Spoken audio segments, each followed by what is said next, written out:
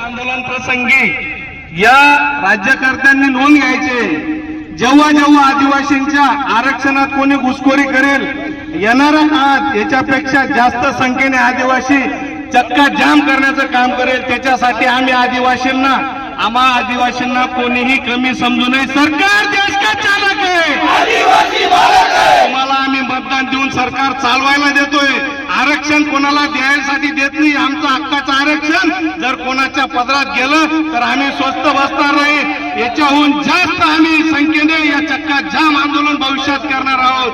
एकलव्य संघटनेचा आरक्षण आमच्या हक्काचं, आरक्षण आमच्या हक्काचं। तुमच्या आरक्षण हिस्सामध्ये कोणाला हिस्सा दिलेला आहे?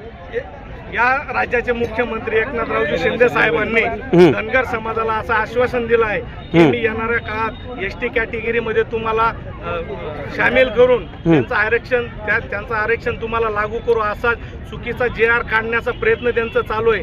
आम्हालाही काही गोष्टी, आमचंही मंत्रालयात बैठका झाल्या मागं काही दिवसापूर्वी, आमच्या आदिवासी समाजाचे 25 आमदार आणि जेवढ्या आदिवासी समाजाच्या संघटना असतील, जर कुठलाही राजकीय नेता जर असं चुकीचं JR काढून कुठल्याही आरक्षणामध्ये कोणालाही जबरदस्ती टाकण्याचा प्रयत्न करत असेल तर आम्ही येणाऱ्या काळात उग्र स्वरूपाचं आंदोलन करू आणि यांची जागा